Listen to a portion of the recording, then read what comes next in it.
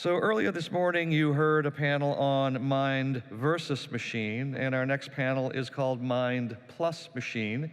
How can AI help workers? Our moderator is Anant Agarwal, who is the leader behind creating online courseware for anybody on the planet Earth through edX. I'll invite Anant in, as well as his panelists, Fred Goff, the CEO of Jobcase, Professor Andrew Lowe of the Sloan School, and Sanjay Potter, Managing Director of Accenture Labs. Good morning, everybody. We're really excited to discuss mind plus machine. It's funny how. So I'm Anant Agarwal, CEO of edX, and also a professor at MIT. It's funny, you hear in the news all of these doom and gloom stories. There was this International Education Commission report led by Gordon Brown, sponsored by the UN, that said that by 2030, half of today's jobs will go away because of AI, automation, robotics, and so on. And then you wonder, my goodness, a lot of doom and gloom.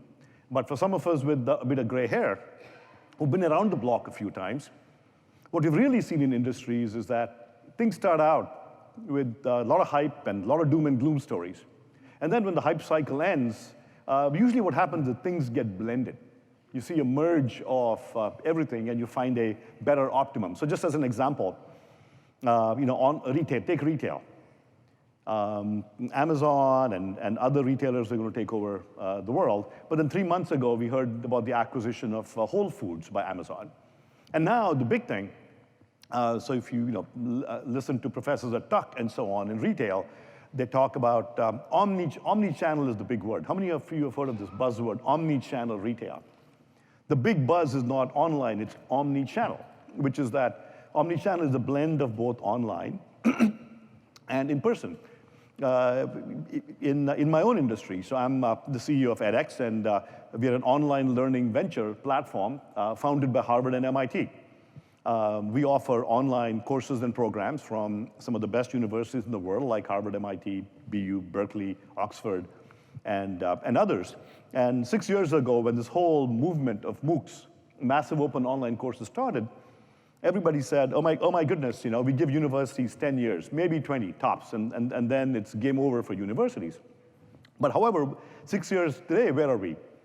And we'll talk about this in the panel. We're seeing a lot more of blended activity, where we're seeing new micro-credentials that are a blend of fully online and fully in-person. We're seeing new blended models of learning. So in industry after industry, there's an initial wacko cycle, and then reality dawns, and you get more into a blended model. So let me see what our panel thinks, if they agree with this view. Let me start with Sanjay.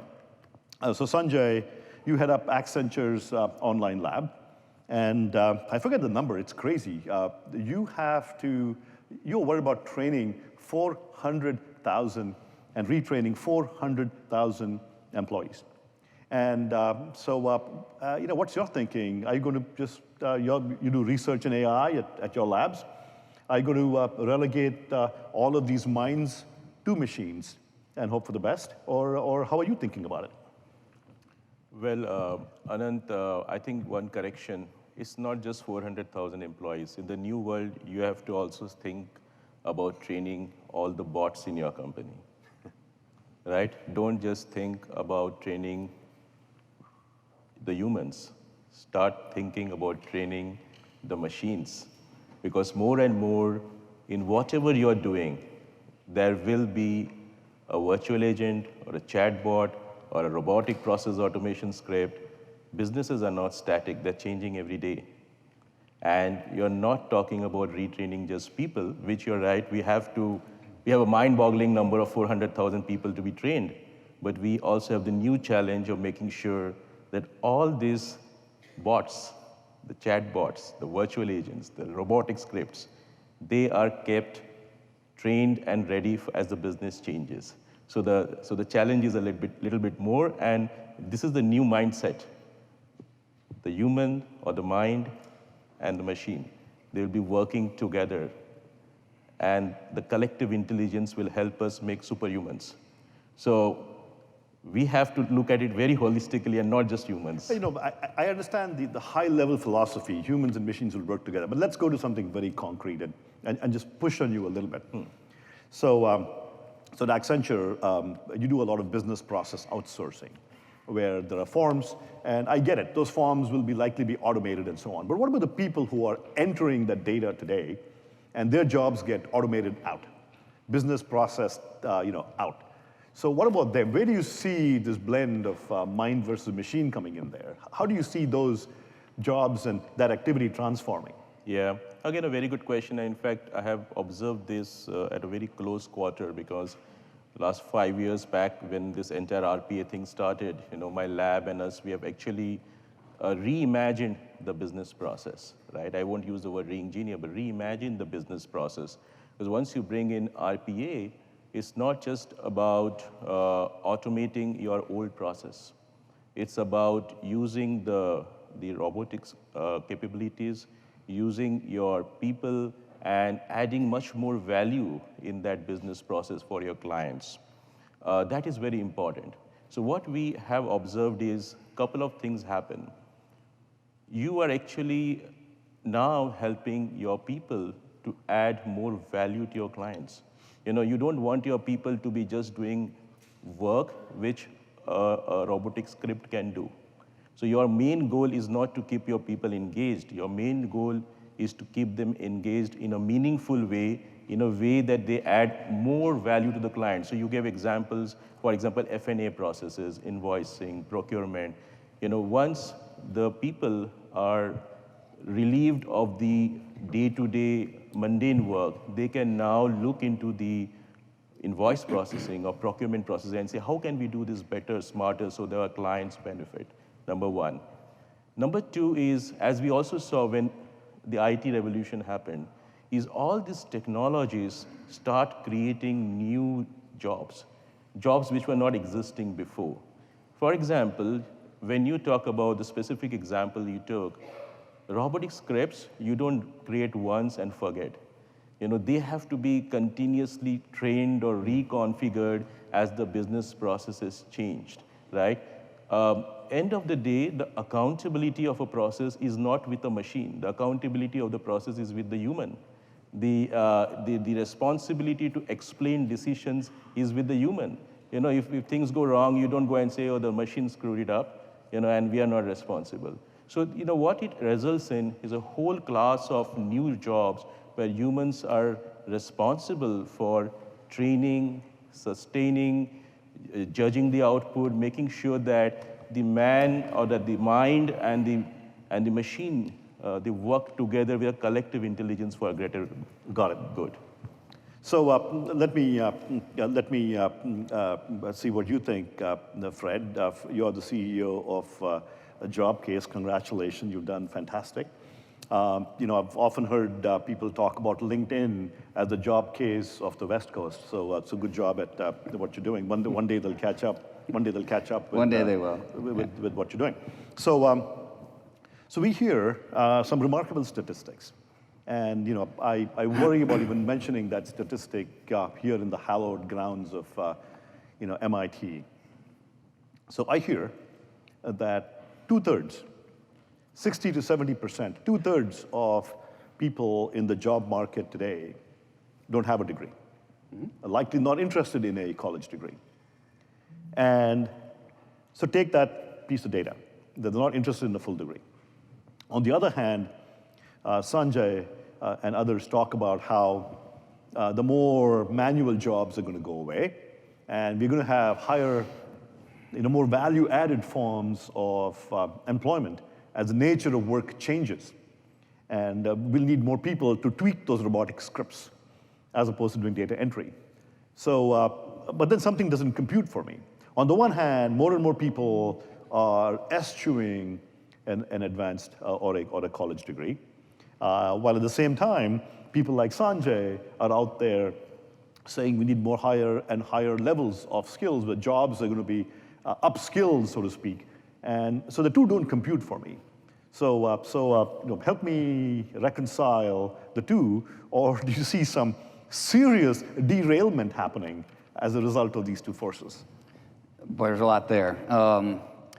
Let me start by informing the perspective that I have and what I think my value is to bring to the stage. Maybe the audience can help me real quick. If you could raise your hand out there, anybody who's bought a coffee at Dunkin' Donuts or Starbucks in the last week, can you just raise your hand and keep it up? And if you don't have your hand up, if you've received a package from Amazon in the last month, leave it up. All right, now keep your hand up, please, if you know how the barista got their job and what they're doing next, or the package handler got their job and what they're doing next, then keep your hand up. See, that's why you don't know my company so well. We have 75 million registered members. And what we saw when we created this is what is now being called the future of work, and a lot of the things we're talking about today, it's already here. And in fact, what machine learning is going to allow us to do is catch up. And what I mean by that is, if you think about what Jeff Weiner just talked about at the last LinkedIn Connect about the trends, which we would agree with, being AI and automation, being skills gap, being independent workers, that is trends coming at people already on a landscape where the average 25-year-olds had 7 jobs, according to the Department of Labor. And that stat's biased by traditional 4-year degree. You talk about a lot of folks we serve, this 67% high school grads, it's 7 jobs by the time you're 20, 21. We don't have the ecosystem to allow for people to currently, that's what Jobcase is working on, to have portable employee files that allow them to prove themselves and move forward. And so we have a community where we have a platform where a bunch of machine learning scientists that used to be focused more in Andy Lowe's world, after the Lehman bust, we decided, geez, there's gonna be a lot of unemployment. What if we took all of these high dimension skills of high dimension optimization, predictive learning, machine learning, and what if we turned it around and really tried to empower people? Think of what we do as there's some great things going on in human capital led by folks like Anil Bousri at Workday, where he's allowing big data insights for great CEOs like Brian Moynihan to transform their organizations. We take those big data insights and we give them to each individual person.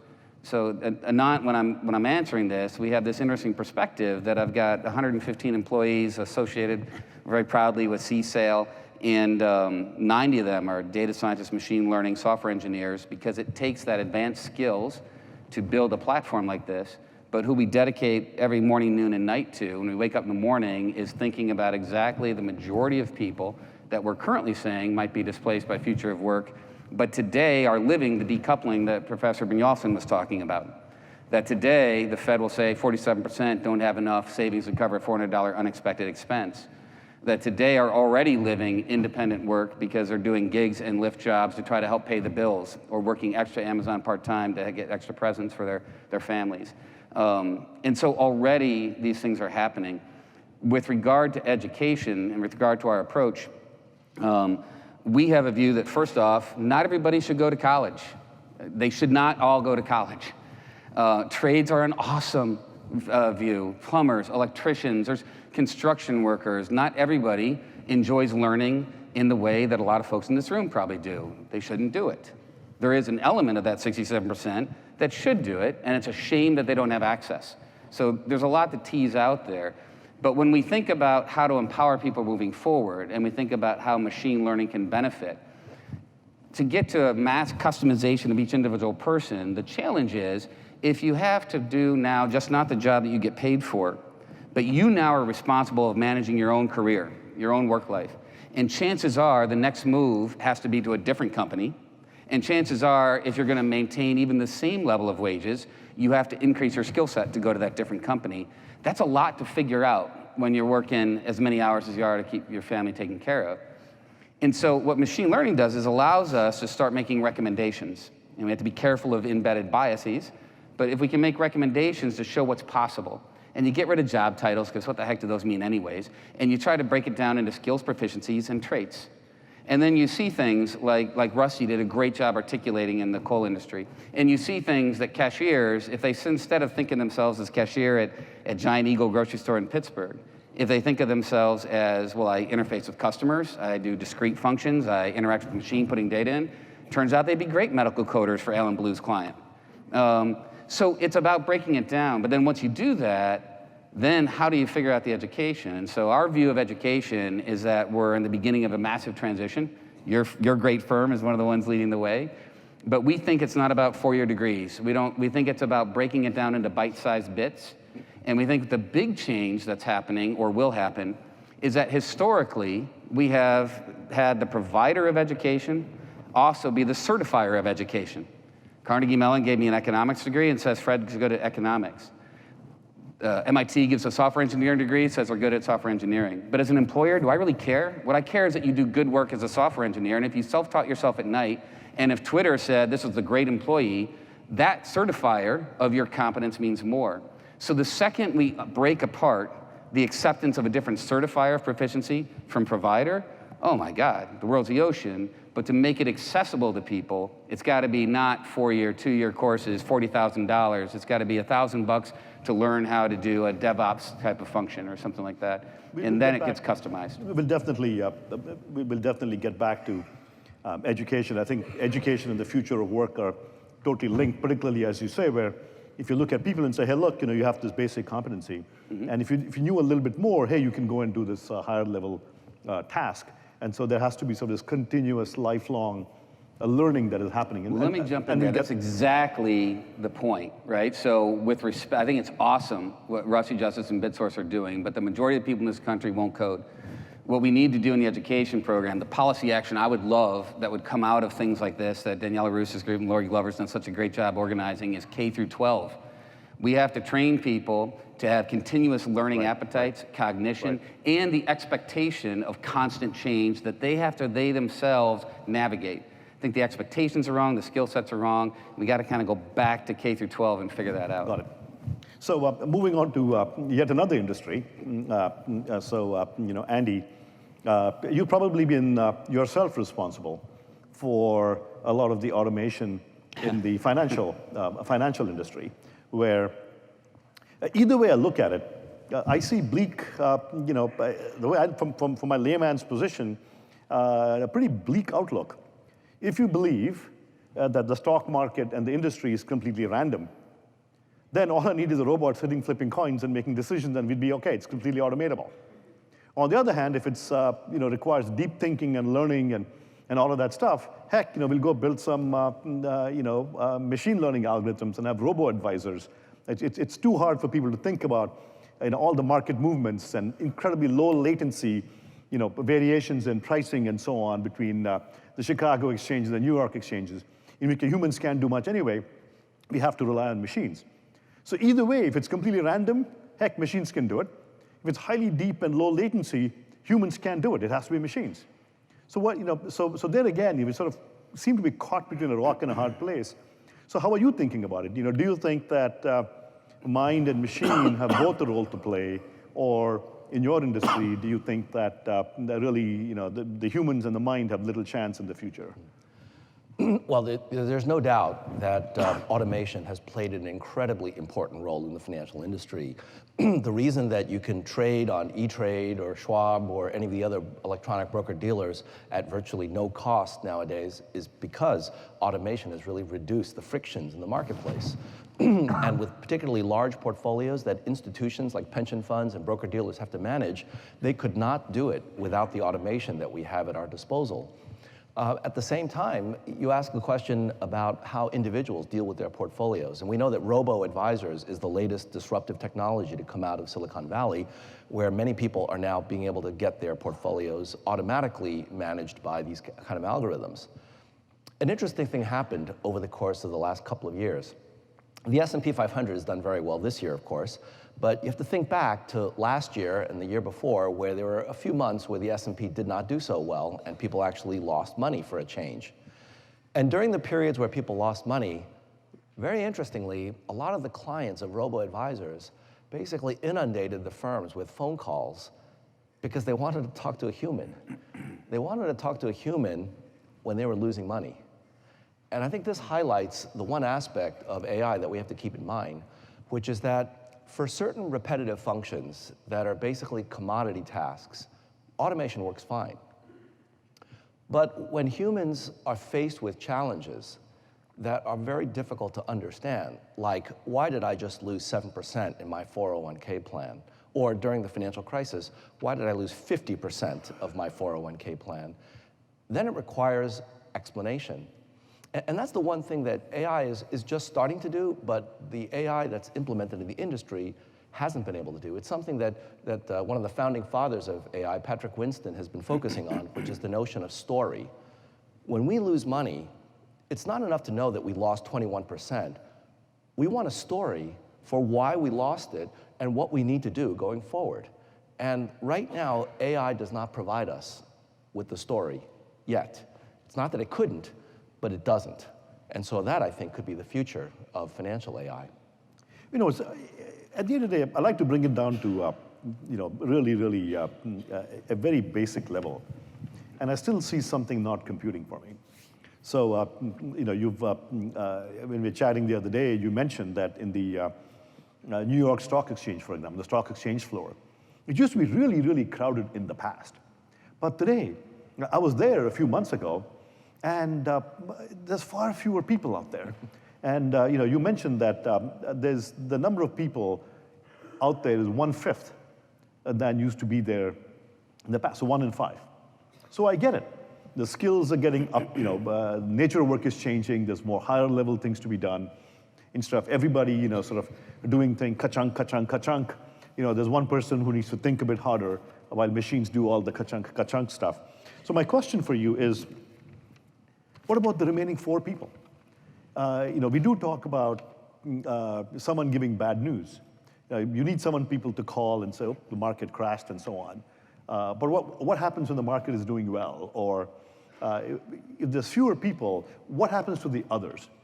So do you really think that everybody is going to be able to be moved into jobs where the mind and machine kind of coexist? Or you think it's going to be fewer people that are going to be needed in such situations? Well, without a doubt, there are certain tasks that require fewer people. So trading, back office, reconciliation functions, those are the things that can be automated. And the question you ask is a really good one, because those people that were previously employed, they need to be retrained. And the question is, how do they get that kind of retraining? So one answer we know is that during the days of the internet craze, a number of our MBA students left the program after the first year to start companies. And shortly after the dot-com bubble burst, we realized that B2B stood for back to business school, and B2C stood for back to consulting. And so I think this aspect of retraining is really important. And this was made very plain to me in a rather surprising way that connects to what Fred said regarding the challenge between being able to get people jobs versus getting people degrees. Those are two very different things. So it came home to me in a very personal way a few months ago when my older son graduated from college. He developed an app while he was a senior, focusing on teaching people how to program in Python on the iPhone. And the app is called Pi. And when he told me about it, I thought it was kind of cute. But is that really useful? Because we have Khan Academy, we've got lots of other programs, edX, MITx, OCW, all the various different kinds of online resources. But he persisted nonetheless, and he and a friend submitted this app to the Y Combinator program, got selected, went through the program, and they got funding to develop this as a business. And so I was very puzzled by this. How can you make a business by giving away software or an app that teaches people how to program in a particular software language?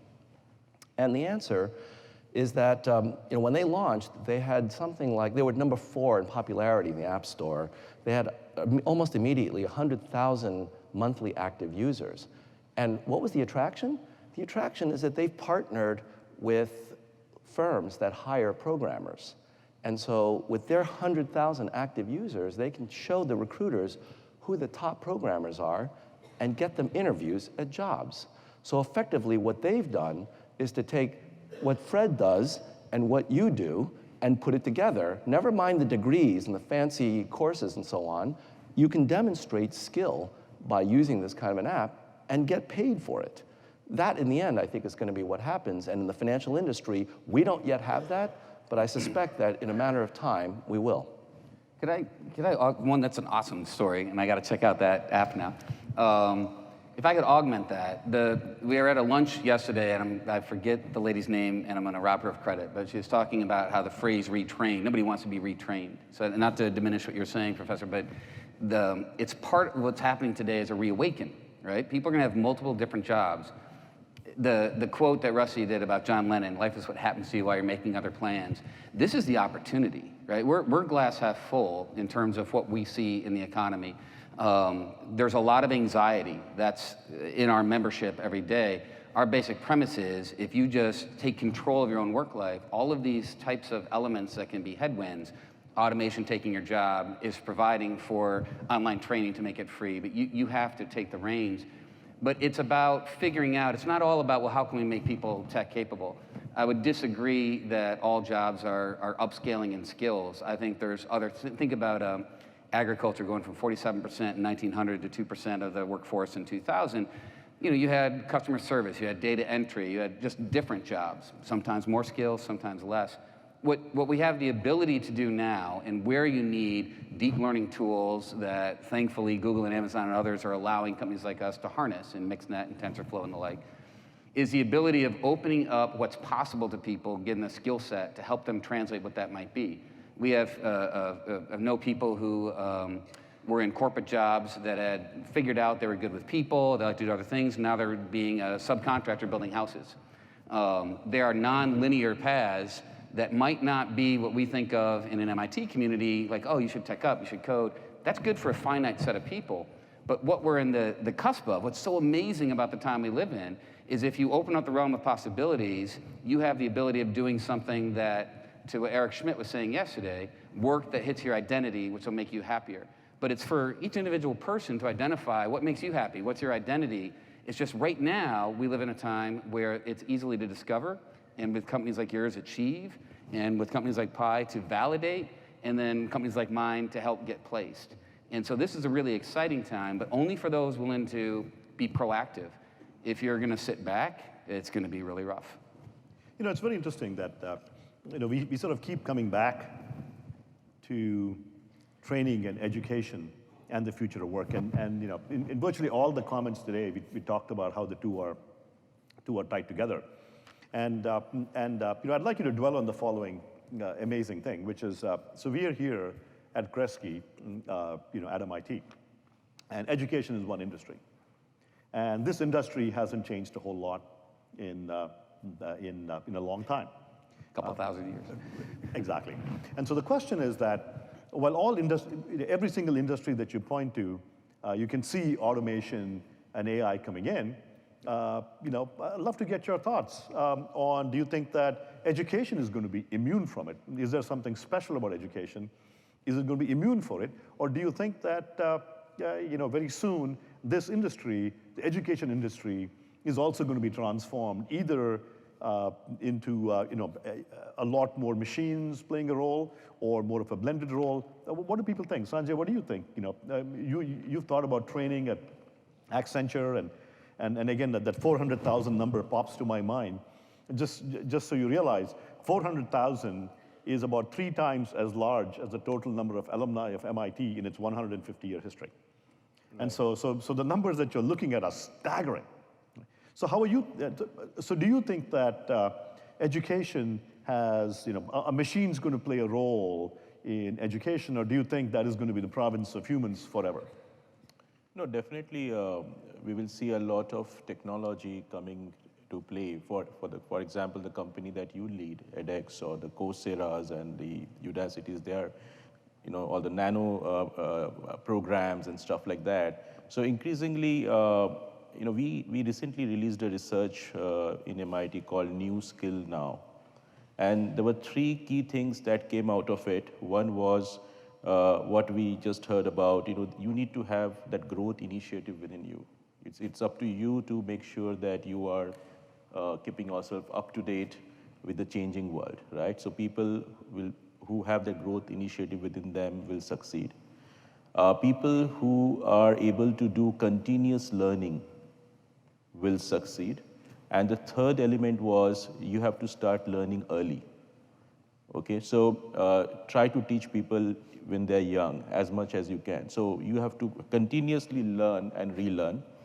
The other key things that we observe is the concept of adaptive learning, because, you know, none of us in this panel have the same background. But if we have to learn something new, we can have our own individualized learning boards or learning path to that new. And maybe that's where machine learning or AI can play a very important role to allow you to quickly ramp up to that new area. The other element is concept of micro learning or breaking it into chunks so that you can, and I think the app you just spoke about appeals to people because you can maybe learn while you're on the go, for example.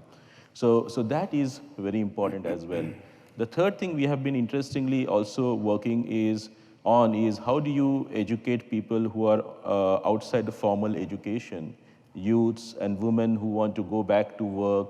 And we have been experimenting with new technologies like emotion AI. So how do you analyze emotions of people? So while you are taking a training, how do you figure out either from the voice tonal quality or the facial expression, what are the apprehensions you have, which areas you're not understanding, which areas you're feeling comfortable, and then can you have a very targeted intervention to help that person? So it's going to be the humans and the machines so that probably the course delivery gets handled more and more with MOOCs and with technology, but you need to go back to the experts when you have difficulties or you need to get deeper insights or experience. And that will be the role of the humans and the machine in quickly ramping you up and helping you pick up new skills. And that's what we are doing in Accenture. No, I think that's a really good point. One of the things that at edX, where we scale learning and use machines to do it at massive scale, there are some incredible examples where AI and humans kind of work together. So for instance, first-level learner support. So when you have 13 million learners learning, it's very hard to have support happen completely using humans. So we do have humans do first-level support, but we're also using AI software that looks for patterns. And a fair fraction of support tickets can actually be handled completely automatically using machine learning technology. While if that technology cannot handle something, the ticket is kicked up for a human to handle. So we are certainly seeing examples where yeah, I would the just two like are to add one coexisting. point there. For many of us who have done a Coursera course or things like that, online MOOCs, you'll figure out the value is in the collective intelligence. Because when you do these courses, not only you are getting the instructions online, but you have communities of other students. And then there's a very vibrant discussions on what you're doing, what are the challenges you are facing, and some other humans are also helping you. So I think it's the whole value is in that collective intelligence of humans and machines. When you bring them all together, you can ramp up quite fast. So what's going to happen to, so what's the university of the future? I want to bring it back to the university, where university today is still very much in person. And frankly, in many universities that we partner with, the university documents talk about to get a degree, it has to be either completely in person or a significant, it's encoded into, enshrined in founding documents of universities and creating online degrees and online programs is extremely hard, particularly when you talked about sacrosanct degrees. So Andy, let me come to you. What do you think, is the 2-year MBA and business school, do you think that's hardwired? Or do you think 10, 20, 30 years from now, do you see a different world as sort of mind and machine are brought to bear on, let's say, business school education? Well, I certainly don't think it's hardwired. In fact, we see changes happening already. But before I get to that, I want to just mention one aspect of this problem, which is just incredibly important. And that is the fact that university education, college education is getting more and more expensive, as we all know. Tuition is going up faster than inflation, way faster than inflation. And there's a reason for that. And this is a really important problem because it's making education more and more elitist, and that's actually not going to be sustainable for a stable society.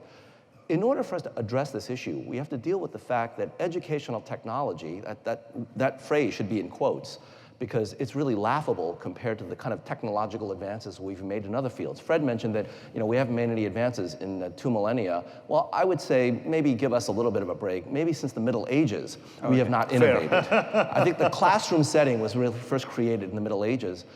Until and unless we can change that technology and make the delivery of education more efficient, the way that building a flat panel TV now is a lot more efficient than it was 10 years ago, we're not going to be able to bring down the cost of education. So how are we going to do that? Well, one of the things that we're seeing right now is that MBA students are becoming much more targeted and focused on what skills they need. They're expected to come out of school hitting the ground running, either in finance, accounting, marketing. They need to have domain-specific knowledge and, if possible, some practical experience already before they begin their jobs. And so how do we do that? We can't do that with a generic 2-year MBA. It's got to be a much more specialized degree, shorter time period, and a fair amount of outside learning going on as opposed to just inside the classroom. You know, we tried an experiment a couple of years ago. I've been teaching introductory finance pretty much since I began teaching 30 years ago. And one of the interesting things we did a couple of years ago, we tried to flip the classroom. We tried to have the students watch my lectures, which are all online and open courseware, watch them, and then have me work on problems in the class to show them, you know, how we make use of these kinds of tools. Surprisingly, that experiment was a failure. And it was a failure because the students said, you know, it's great that you took the time to flip the classroom and work problems, but that's not why we paid our tuition, to come see you do NPV problems. We want to hear from you, your unique perspectives on what's going on in the business world and how we might be able to innovate in order to join that community. In other words, we want the narrative, we want the story that only you can give us. We can figure out how to solve problems online. So what it means is that we actually have to change the online tools to make them dynamic, to use AI to choose the problems that we give them, to make them progressively harder, to tailor the experience to what they need to know. But what they want in the classroom is what they can't get from a computer. And my guess is that over the course of the next 5 or 10 years, you're going to see very big changes in the MBA programs along these lines. I'm not sure about that. The thing that you're being humble about is you're Andy Lowe. Right? I mean, really, there's a difference. If I'm in MIT and I have the chance of having a class with Andy Lowe, you know how impactful you are in the financial industry. With respect to the professor at the University of Toledo in finance, it's different. So I think that's really the premier colleges are going to continue pretty much as they are, because it's not just about the education, is it? It's access, and it's a sheepskin that's better because you're MIT or Harvard, and it's the community you get to involve in. I think that will retain. It's actually got a risk to society because our income inequality has a chance of further bifurcating. But for most education, I think that it might be a different response if you were to say a teacher that they've never heard of before, try the same exercise. It'd be an interesting A/B test to see if you had the same findings. Well, another aspect that you mentioned that is absolutely true is that the experience that they get coming together and interacting with each other, in many ways, that's as important, if not more important, than actually, you know, what they are able to. Andy, I think that's true for maybe my generation. I have a few years on many of you. If you look at my kids, I think they think completely differently. I think the way they interact is like this. And they're interacting with other humans like this, with 6 other humans in 6 different geographies. And so I think it may be a generational issue again. But let me go back to something that you said earlier, which is that, you know, as you use AI for the 80 million people at Jobcase, and use AI to direct them towards, you know, to help them understand key competencies that they might have. And say, hey, look, you know, here's this job. Let me get really, really specific. Now, here's your competency. Here's the specific job. You know, it's a close cousin of who you are and what you know. And, you know, you could go and do this. And I would imagine that current state and the next state are going to keep changing over time. As jobs change, the work changes, it's going to keep changing. Our business schools today, our education system is one where you sort of come in. It's like fire and forget. You sort of come in for 2 years. I don't mean to pick on business schools, but since Andy's here, we'll pick on him anyway. You sort of come in here for 2 years, and I know some schools are talking about 1-year MBAs and are struggling with that. It's got to be a 2-year MBA. But on the other hand, as you talk about the future of work, people are going to be more dynamic, looking at, hey, I have this skill, I need to get this additional skill, and I can move into this career. So then again, I see the education system and the kind of the future of work as, again, basically mismatched. So how do you see the future of work and the future of university? Is there an intersection? Or do you think Sanjay Podars of Accenture will be doing his own training with emotional intelligence for his 400,000 employees. And universities will only be in the business of supplying the initial education as people come into the workforce, and they'll forever be cut off from kind of the continuous learning that people have to do throughout life. I want to jump, there's a construct or a context of your question that I would like to challenge, because it's from the seat I sit in now. Why are we talking about MBAs in university, right? The issue that we're talking about is we have 67% of this country with a high school degree. You're never going to get more than 34% of this country in the history of the world going forward, more than that for education, because education is going to start breaking down. You've petered out. And within that, the top percent are going to be fine. That's the income inequality we have. When I say the future of work is here now, today people have to take multiple jobs to make ends meet. I heard somebody say yesterday that we don't have people dying because of the working 40-hour works in this country, but in other countries they do. They are. Are you kidding me? Like, what do you think the gig economy is about? These aren't people saying, you know, I choose to do Lyft instead of something. They're doing Lyft in addition to other things to make ends meet because of the wage stagnation Professor Bjornson calls the wage decoupling. And so the one thing I'd like to jump in on is we have an opportunity here. And you in the audience, like, look at your skills. Look how smart you are. Look where you are, right? Look what you can choose to do. You can cure cancer, you can go to the moon or whatever. What you choose to do with these skills, with this machine learning, now that's it. Are you the nuclear scientist that's going to create power for France or going to create a bomb for someone to use? AI has huge potential. What I think is a really meaningful calling is to try to lift the rest of the workers in this country, because we're out of balance in capitalism. The shareholder value mantra that was so effective to make this country competitive again has gone too far. And employee activism is kind of lost out. And you have these really sad charts of employee participation of males going down, of females going down, people saying it's because of video games, people saying this. The problem is here and now, and I totally agree, education is a great way out, and we're breaking it apart, and it's a chance for us to do more. Right? Oh, and we're taking applications at Jobcase, by the way. So let me bring this all down to earth in the last few minutes of our panel. Okay, so we had a terrific, wide-ranging conversation, and let's bring it really, really down to earth here. I'd like each of the panelists, I'm surprising you here a little bit, put you on the spot. Within your own industries or within your own experience, I'd like you to project either, or just example today, or 10, 20, 30 years from now, of a specific job or a specific instance where you see mind and machine working together to accomplish a result that is provably better than the state of the art today. Okay, and I'd like each of you to talk about a specific example. I don't want high-level stuff, oh, it's got to be better. No.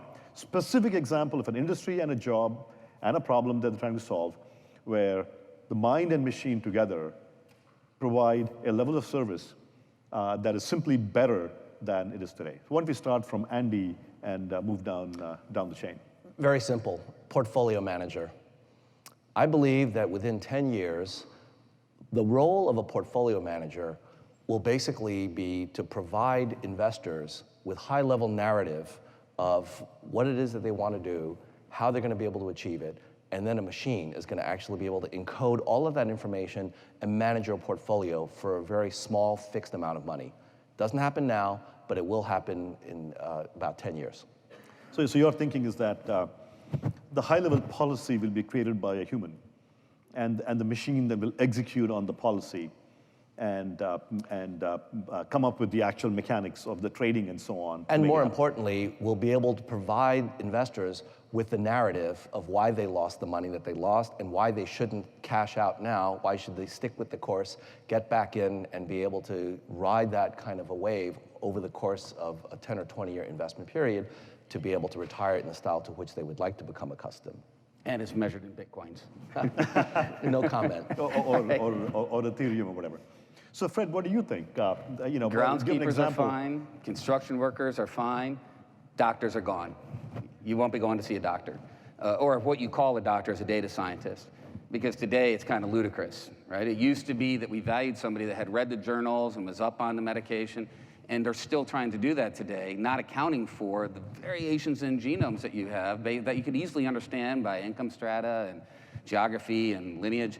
They're looking at journals that they read last week instead of every possible thing that's been tried. And so talk about an industry that's going to be disrupted for the better for all of us. But when we talk about white collars happening first, the jobs that people should be most worried about are things like doctors. Yeah, but where's the blending, though? Well, the blending is right now. I'm going to put you on the spot. No, that's fine. That's fine. So take doctors, right? Is there a role in the medical field? They're going to diagnose you properly, and you're not going to die, right? That's the benefit. So you're going to go in, and you're going to have some kind of symptoms, but instead of resting on a very finite mindset of a brilliant person who's wonderfully dedicated, I think doctors are wonderful, but you're going to open up that diagnosis in a statistically relevant construct with way more information that in real time can not only give you information back, but can adjust prescriptions with better forecast of predictability than waiting 3 or 4 months for drug to kick in and observing whether you're alive or growing, God knows what else. So the application of applying real-time machine learning with the kind of relevance and customization you need is then going to inform the medical professional if they have to provide a procedure or something, which they're going to control with robots, of course. I guess there are many examples today, like with robot-assisted surgeries and so on, where pretty much in the medical field, there's just incredible blending of the two already. But it's going to determine what you should do, not help you do it. Right. Can I give you a quick example? One of my colleagues, Regina Barzilay, here at CSAIL, has developed machine learning algorithms to look at X-rays to detect breast cancer. And this machine learning algorithm is about as accurate as a human radiologist looking at the same X-rays. But what she found is that the machine learning algorithm, together with the radiologist, was actually even more accurate than either of those by themselves. That's an example, and we'll see more of those.